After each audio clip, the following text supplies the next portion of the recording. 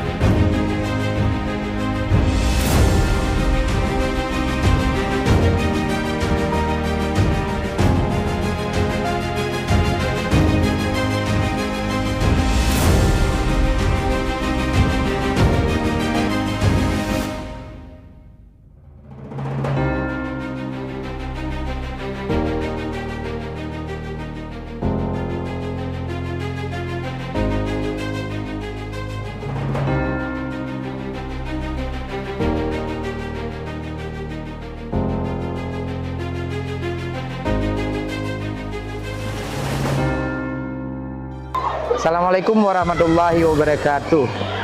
Alhamdulillahirabbil alamin. Segala puji bagi Allah Subhanahu wa taala yang telah melimpahkan rahmat dan hidayahnya kepada kita semua. Sehingga pada tahun 2026 ini kita masih diberi kesehatan dan kekuatan untuk menjalankan amanah pendidikan di Madrasah Ibtidaiyah tercinta ini. Tahun 2025 menjadi tahun penuh ikhtiar dan pembelajaran bagi kita semua. Dengan kebersamaan, keikhlasan dan kerja keras seluruh guru dan tenaga kependidikan, berbagai program madrasah dapat terlaksana dengan baik. Peningkatan kualitas pembelajaran, penguatan pendidikan karakter Islami, serta pembiasaan akhlakul karimah pada peserta didik terus kita upayakan secara berkelanjutan.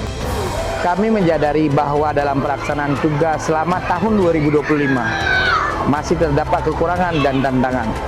Oleh karena itu, evaluasi yang telah dilakukan hendaknya menjadi bahan muhasabah dan motivasi untuk meningkatkan profesionalisme, kedisiplinan, serta mutu layanan pendidikan di madrasah kita.